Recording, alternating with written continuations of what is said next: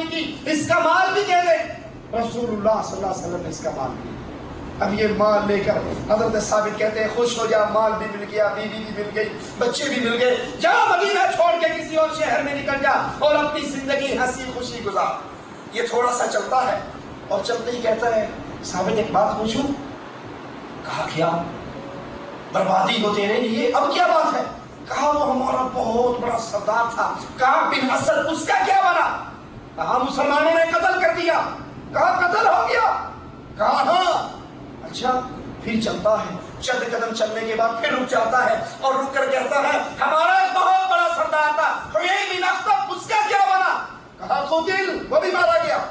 کہا اتنا بڑا سردار وہ بھی مارا گیا؟ کہا ہاں۔ پھر چند قدم چلتا ہے اور پھر چل کے رک جاتا ہے، کہتا ہمارا سردار عزال، بہت بڑا سردار، ہماری مدد کرنے والا، اس کے پیچھے ہم پناہ لیا کرتے تھے، اس کا کیا بنا؟ کہا وہ بھی مارا گیا۔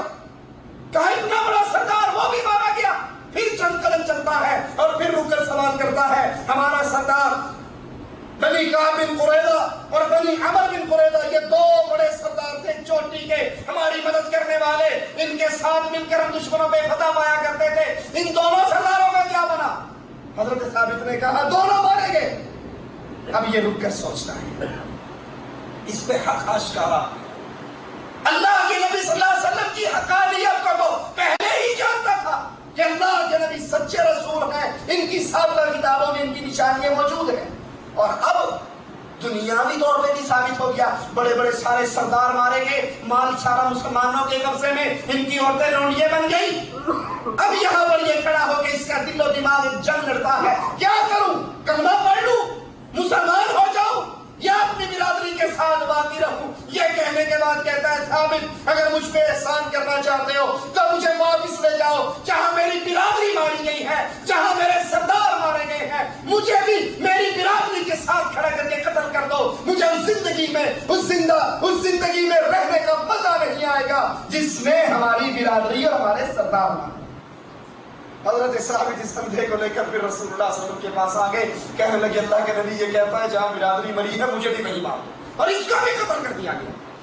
یہ برادری حزب ہے، جان لیا کہ اللہ کے رسول سچے ہیں، جان لیا اللہ کے رسول سچے ہیں، آپ کی شریعت سچی ہے، ان کی کتابوں میں موجود ہے، نئی کتاب قرآن میں موجود ہے، اور دنیا کے اندر بھی آپ غالب آ چکے ہیں، لیکن اپنی برادری کے لیے، اپنی قوم کے لیے، اپنے قبیلے کے لیے اتنی غیرت ہے، اتنی محبت ہے، کہتے ہیں جینا بھی ہے تو ان کے ساتھ، مرنا بھی ہے تو ان کے ساتھ۔ لیکن اہل ایمان جب اللہ کے رسول صلی اللہ علیہ وسلم سے سچی محبت کرتے ہیں، پھر ان کا جینا، پھر ان کا مرنا، اور سارا رسول اللہ صلی اللہ علیہ وسلم کے لیے اور اللہ کے دین کے لیے ہو جاتا ہے۔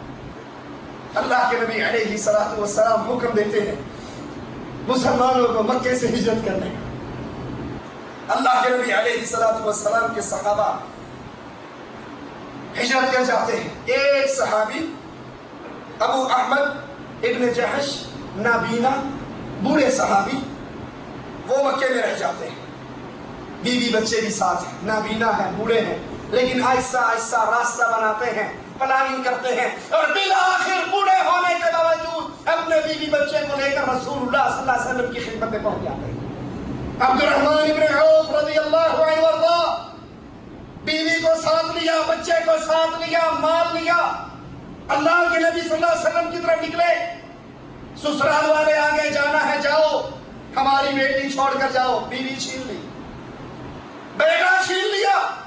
اہل مکہ نے کہا جانا ہے تو جاؤ، یہ مال تم نے مکے کی گلیوں سے کمایا، سارا مال یہیں پر چھوڑ کے جانا پڑے گا، مال بھی چھین لیا۔ رسول اللہ صلی اللہ علیہ وسلم کے پاس پہنچے، حال کیا ہے، نہ مال ساتھ، نہ بیوی ساتھ، نہ بچے ساتھ۔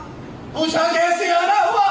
زبان حال سے کہا اللہ کے رسول صلی اللہ علیہ وسلم، مال بھی لٹ گیا، اولاد بھی لٹ گئی، بیوی بھی لٹ گئی، سب کچھ لٹوانا قبول کر لیا، لیکن آپ سے جدائی قبول۔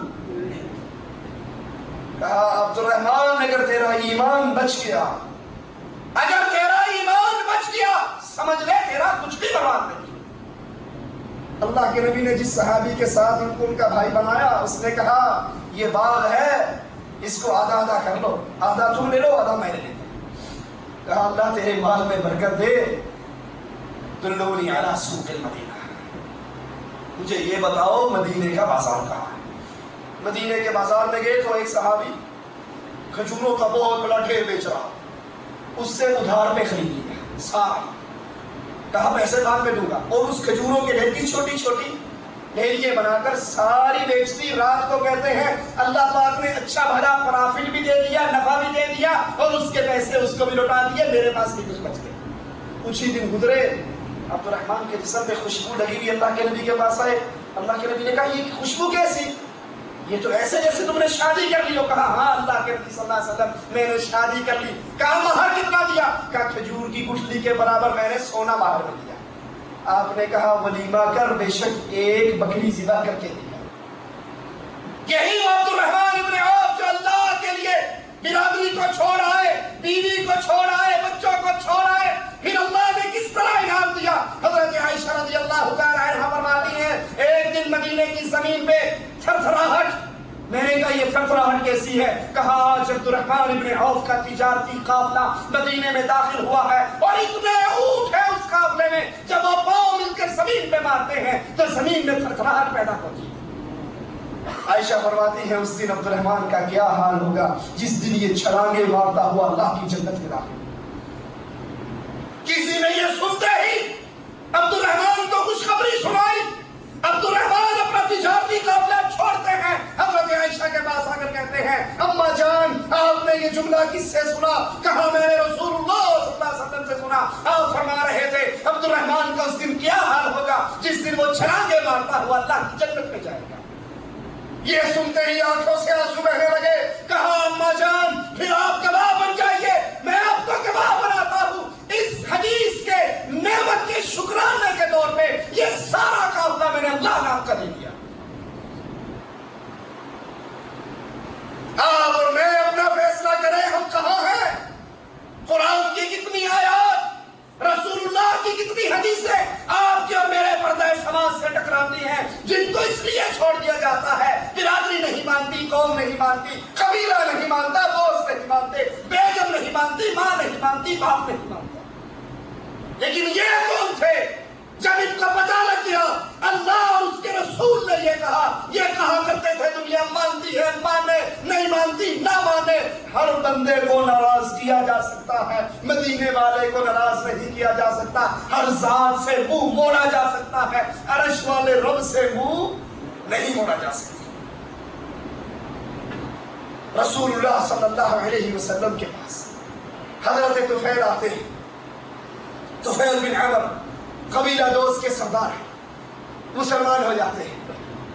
मुसलमान होने के बाद तबलीग के लिए वापस जाते हैं। इस्लाम लाने के बाद इनकलाब कैसा आता है जरा ये भी सुनिए। ये नहीं कि मैंने और आपने दीन को समझ लिया बस अब अपने पिंजरे में बंद हो जाओ, किसी को इसकी दावत नहीं देनी, किसी को इसकी तबलीग नहीं करनी, क्यों पता लग जाएगा ये किसी और बिरादरी का है, ये किसी और जहन का मालिक है।